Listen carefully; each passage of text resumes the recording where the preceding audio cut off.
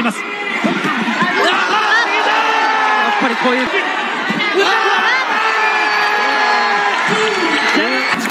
残り時間から言っても千載一遇のチャンス、それがあるかどうか、そこをそういうことです。レフェリーストップ。Year-in special report lang tayo mga par bago natin lisanin ang taong 2024. Pag-usapan natin ang mga boxing hero natin na nagkamit ng World Championship. Ito par si Mervin Jerusalem, Pedro Taduran nakamit ang World Championship sa 2024.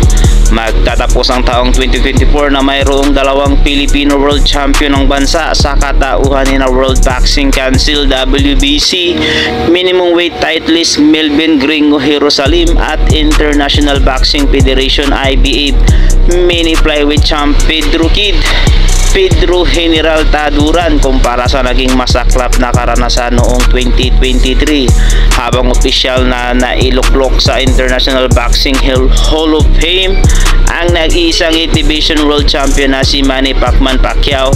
Kapwa pinadapa ni na Jerusalem at Taduran ang magkapatid na Japanese champions na sina Yudai at Ginhero Shigioka upang mabigyang muli ng korona ang Pilipinas kasunod ng bukyang titulo sa nagdaang taon matapos mawala ang korona ni na Jerusalem na WBO 105 pound belt at Marlon Nightmare Tapalis na super bantamweight title kontra unbeaten Japanese the monster na Uya Inoue.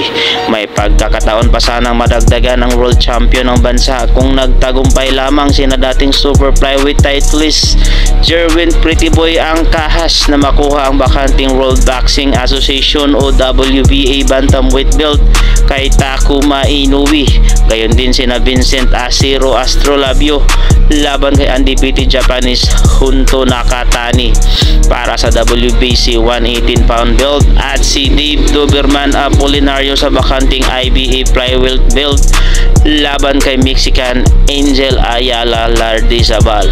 Pare-parehong nagtapos sa knockout ang mga nasabing laban na magkakasunod na ganap nitong taon. Mas magiging malinaw naman ang kakaharaping laban para kina Jerusalem at Taduran na kapwa nais makalaban ng Unified WBO at WBA titleist Oscar Popilo Colazo ng Puerto Rico. Nitong nagdaang Setyembre ay pinulbos sa unanimous decision na panalo ng 30 anyos mula Manolo Portis Bukidnon si Luis Castillo ng Mexico para dipinsahan ang korona, habang hindi naman natuloy ang unang title defense ni Taduran laban kay Chinese knockout artist Jan Sing Chu dahil sa pag-atras ng sponsor sa gaganaping laban sa South Korea. Malaki din ang tsansa na muling makaupak sa world belt sina Olympian and unbeaten super featherweight Pinoy Charlie Kings Warrior Suarez na tangan ang #1 ranking sa WBO belt na hawak ni Mexican Emmanuel Vaquero Navarrete, habang nakapuntot rin sa top 5 ranking si dating featherweight titleist Mark Magnimico Magsayo na rank #2 sa WBC ni Ushaki Puster, #3 sa WBO, #4 sa WBA champ Lamont Rhodes at #5 sa IBF belt ni Anthony Kakashi.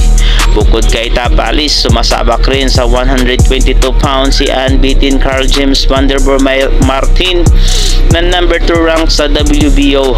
Gayon din si dating 3 division titleist John Real Quadro Alas Casimiro na parihong number 11 sa IBF at WBC titles ni two-time undisputed holder Inoue. Inaasahan ring magpapataas ng ranking sina middleweight boxers at two-time Olympian Yumer Felix Marshall na nakatakdang bumalik sa Amerika upang tumutok sa kanyang professional career at palawigin ang 5-0 record, habang kapanapanabik ang magiging kinabukasan ng knockout artist na si Wiljan Triggerman Mindoro kasunod ng pagkuha ng International Boxing Association IBA Pro Asian Belt laban kay Joel Camilleri ng Australia. May hawak na impresibong 13-0-1 record ang 24 anyos na unbeaten Pinoy kung saan lahat ng panalo ay nagtapos sa knockout.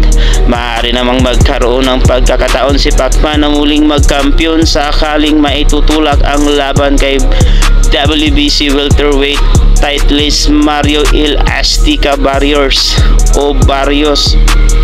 sa susunod na taon bago matapos ang midterm elections, kung saan muling tatakbong senador ang Filipino boxing legend kasama ang 46 anyos mula General Santos City sa hanay ng paparangalan sa IBH UFO Hall of Famer Class of 2025 sa induction weekend sa Hunyo 5 hanggang 8 sa taong 2025 sa Canastutan, New York, malapit sa Turning Stone Resort Casino.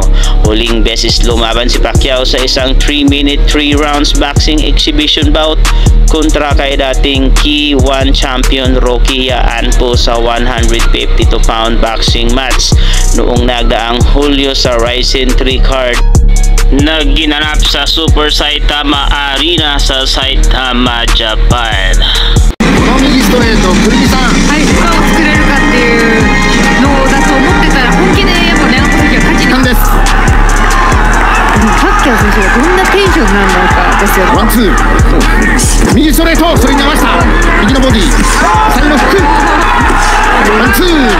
右のストレートがやはり伸びます。相手のパンチをかいくぐってる右のフック。しかしアンポン前に出る、ガードを固めた。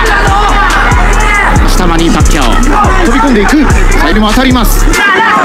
今度はマニー・パッキャオの左。そうですね。でも大手上にパッキャオもっともってよくパンチ揃えてますね、アンポルキア。いや本当です、本当です。